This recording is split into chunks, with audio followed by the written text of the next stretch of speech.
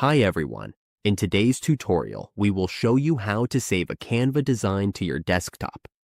This way, we can access it anytime without needing an internet connection. It's a quick and easy way to keep a local copy of our work.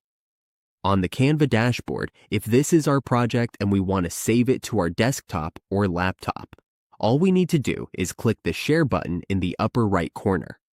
Once we are here, just click Downloads. Now we can choose the file type we want. Let's go with PNG since it offers high quality and is recommended in Canva. Once we have chosen the file type, just click Download. As we can see, the file is now downloading. Once it is done, the file is now saved on our computer.